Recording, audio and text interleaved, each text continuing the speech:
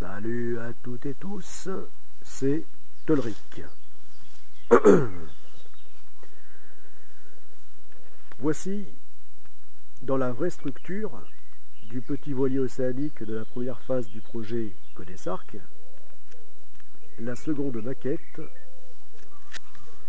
de ce voilier. Seconde maquette au 1/20e. De ce à quoi ressemblera ce voilier. Voilà, donc cette maquette qui se trouve à hauteur de ce qui sera le plancher. Le plancher, au niveau des aménagements intérieurs. Voilà, donc à hauteur du plancher et en plein milieu de la coque, à la partie la plus large, la plus volumineuse de la coque.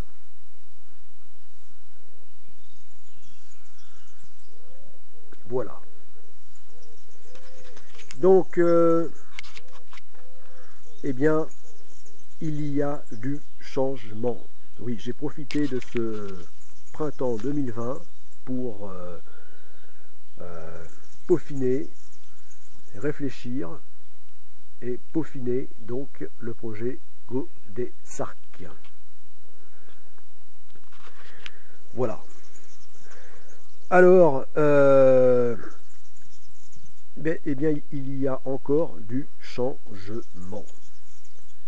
Du changement, toujours sur la forme et jamais sur le fond, bien sûr.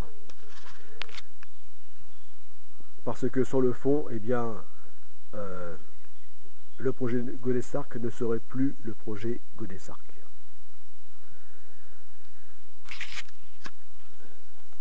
Voilà, donc quand il y a changement sur la forme, eh bien, c'est pour s'approcher de ce que sera la vérité du projet Godessarc.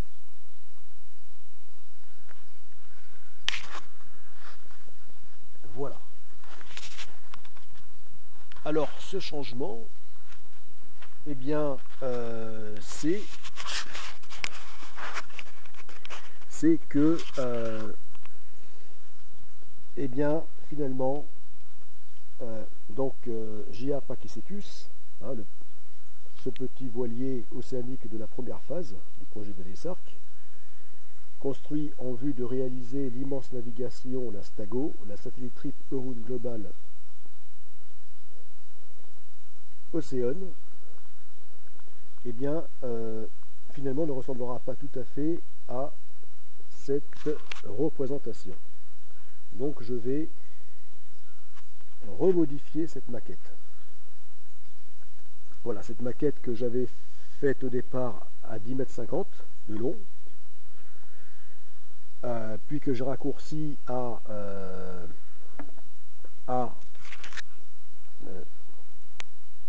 9,95 m, voire même 9,80 m, hein, c'est-à-dire les longueurs indiquées, autorisées donc, par les plans de l'architecte. Voilà. Donc, eh bien, il va y avoir quelques changements. Donc, pour des raisons que je ne vais pas développer ici, je vais l'expliquer dans la prochaine vidéo. Voilà. Mais donc, ces changements, eh bien, c'est que, donc, changement de point de vue technique, du point de vue architecture, eh bien, c'est que je décide donc finalement de ne plus modifier les plans de l'architecte comme il était possible de le faire jusqu'à un certain degré. Voilà, donc maintenant je prends le choix donc de respecter le plus possible donc les indications et les plans donc, de l'architecte. C'est-à-dire que le roof, qui normalement s'arrête ici, s'arrête là, eh bien, je vais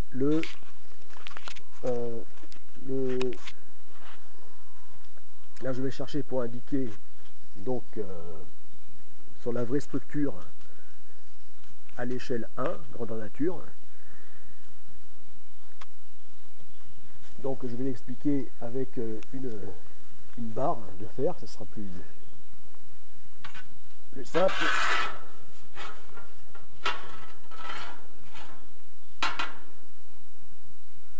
Voilà.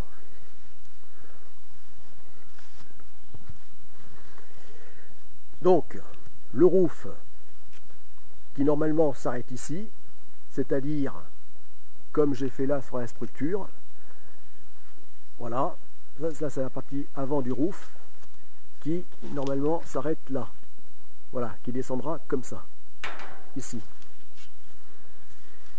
Voilà.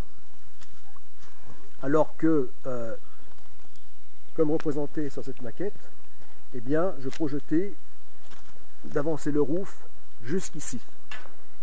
Voilà, la partie supérieure du roof, jusqu'ici, et se finissant là-bas, c'est-à-dire 1 mètre plus loin de ce qui était prévu par l'architecte.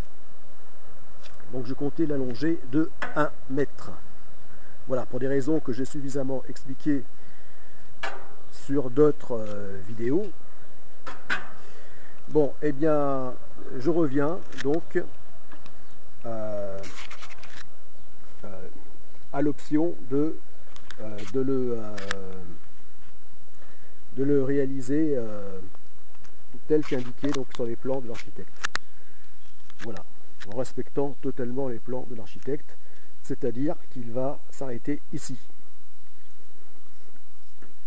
Voilà, non pas là, mais ici, au niveau du mât.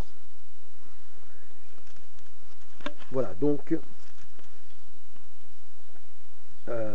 j'avais l'intention de rallonger le roof, et bien je vais le raccourcir à la longueur qu'il doit être, en respectant les plans. Là, ici, pour ce qui est de la timonerie intérieure, eh bien, je vais la retirer. Je vais faire comme ce que j'avais prévu au tout début du concept, enfin du projet. Sur la première maquette du A20e, que j'avais réalisé à la période où j'avais acheté les plans, c'est-à-dire que j'avais imaginé donc de faire donc que le poste de barre soit plus bas à l'intérieur, et de faire donc une descente normale, c'est-à-dire sans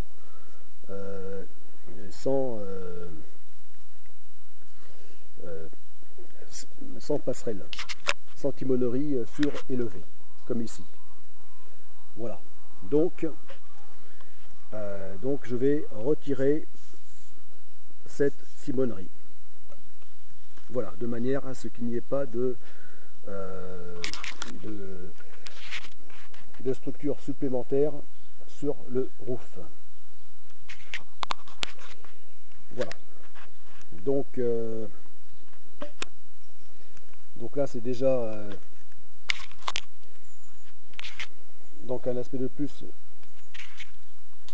où je vais respecter donc les plans de l'architecte, c'est-à-dire ne rien rajouter sur le roof. Et ensuite je vais respecter donc les plans de l'architecte en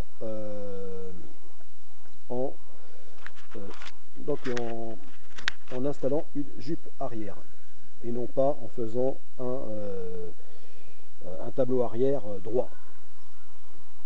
Voilà. Respecter ce plan, mais à une longueur de 10,55 m et non plus 9,95 m. Voilà, parce qu'il proposait sur les plans que j'ai achetés en l'an 2000, deux longueurs, c'est-à-dire une longueur avec jupe courte, c'est-à-dire l'espèce de plateforme arrière comprise dans la coque. Donc il proposait jupe courte à 9,80 m et jupe longue à 9,95 m. Et dans sa dernière mise à jour, donc du plan du Chatham Extreme 330, eh bien, il a rallongé cette longueur avec jupe arrière, mais alors très longue. Donc, il a prolongé la longueur à 10,55 m. Voilà ce que je vais faire. Voilà. Donc là, ça fait 10,55 m. Comme quoi, il n'y a pas de hasard. Puisque là c'est providentiel, et bien cette partie que j'avais découpée, donc voulant ramener, raccourcir d'une cinquantaine de centimètres donc la longueur du voilier, eh bien je l'avais conservé. Bon, je ne sais pas si c'est parce que inconsciemment je me disais que je pouvais revenir sur cette option, mais en tout cas je l'ai gardé et j'ai bien fait parce que cette tranche arrière va me servir. Voilà, donc je vais la remettre en place, mais sous forme de jupe, conformément au plan de l'architecte, donc de jupe arrière. Voilà, donc avec ces modifications, où je reviens donc sur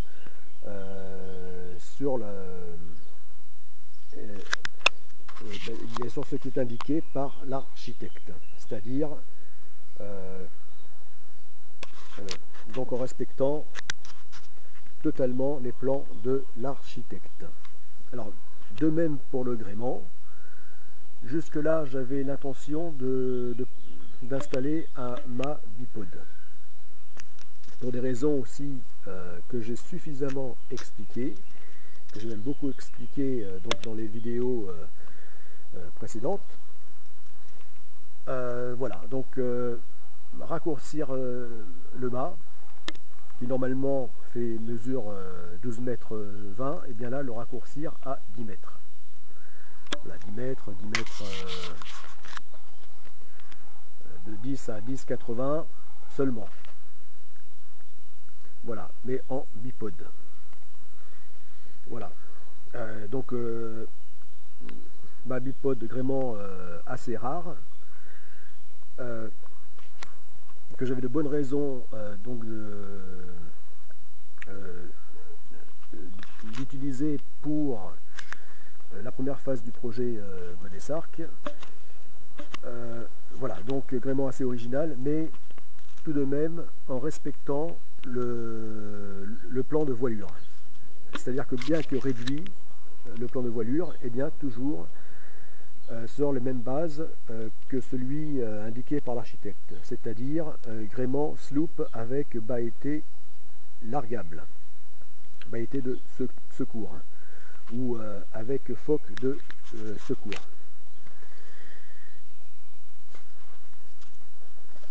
Voilà, donc bon, et bien finalement je reviens sur cette option que longtemps j'ai eu en tête. Bon, et bien de même pour donc la coque, le pont, et bien je reviens donc sur le respect total des plans de l'architecte, c'est-à-dire que je vais me contenter donc de garder un mât classique, un mât normal, c'est-à-dire un mât avec 2 étages de barres de flèche, et un mât monopode, c'est-à-dire un mât simple, un mât normal, et tenu par un ensemble de hauts-bannages classiques. Voilà, et donc ce mât mesurera donc 12 mètres 20. Voilà, c'est-à-dire que là, il sera de 10 cm plus haut qu'il ne l'est ici sur cette maquette.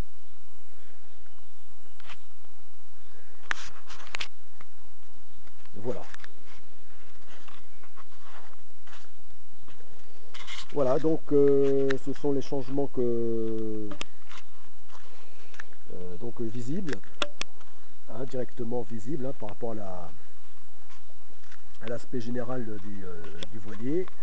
Et il y aura aussi les changements intérieurs ou moins visibles, puisque sous l'eau, tels que par exemple au niveau des safrans, hein, des gouvernails.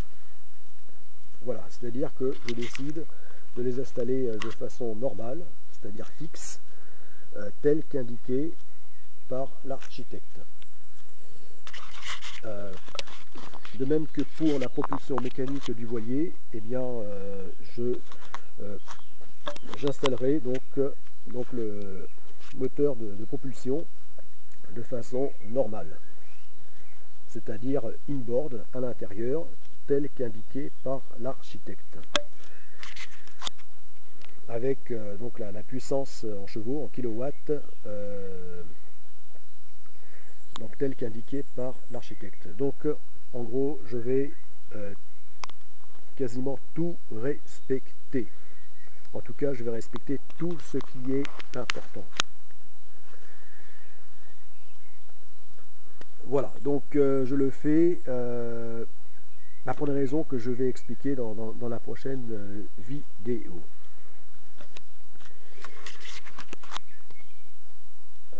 Voilà, et de même qu'au niveau des aménagements intérieurs aussi, bien que tenant à faire en sorte de le rendre insubmersible, ou du moins presque, c'est-à-dire par système de réserve de flottabilité et ou par système de cloison étanche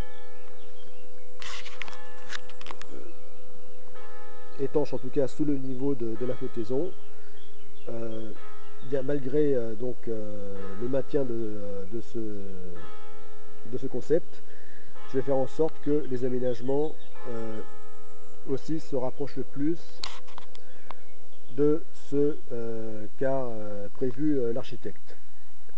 Voilà, de manière à pouvoir embarquer jusqu'à 5 personnes, voire 6, donc dans des conditions normales de yachting. Bien que spartiate, rudimentaire, mais tout de même dans des conditions normales, voilà, avec un niveau de confort standard pour un minimum standard, donc pour un voilier de croisière de 10 mètres. Voilà. Bon, ben là je pense avoir dit l'essentiel. Donc des modifications donc que je viens d'apporter, de décider. Voilà, donc aussi je ne remettrai pas de... Par contre, je ne reviens pas sur le projet que j'avais d'installer des îloirs de cockpit. Donc je comptais installer d'imposants îloirs de cockpit en aluminium. Mais là, il n'en est toujours pas question, je ne reviens pas dessus. Voilà. Puisque là, ils seront d'autant plus gênants que le fait que j'abaisse donc la timonerie intérieure, eh bien j'aurai d'autant plus besoin à ce que l'on ait un champ de vision maximum au niveau du roof, et donc qu'on ait le moins d'angles morts possible. Voilà, c'est-à-dire qu'on puisse avoir, même en position assez basse à l'intérieur, que l'on puisse avoir donc une vue panoramique de l'intérieur, afin de pouvoir piloter, barrer le voilier dans des conditions correctes de visibilité.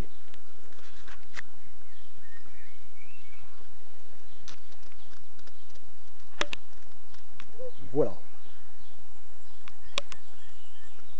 Donc si j'apporte toutes ces modifications, eh bien c'est entre autres parce que à l'instar des navires de la seconde phase du projet Godessark, ou des navires, de la seconde phase du projet Godessark, eh bien il va s'agir d'en faire un voilier donc de croisière. Voilà, un voilier qui sera proposé donc à des passagers pour qu'ils puissent donc faire de la croisière à bord. Voilà, donc entre autres, c'est pour ces raisons-là que je reviens donc à une option où je respecte davantage les plans de l'architecte.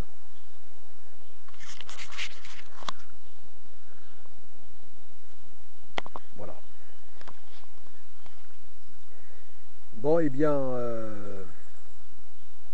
là j'ai dit l'essentiel sur ces modifications.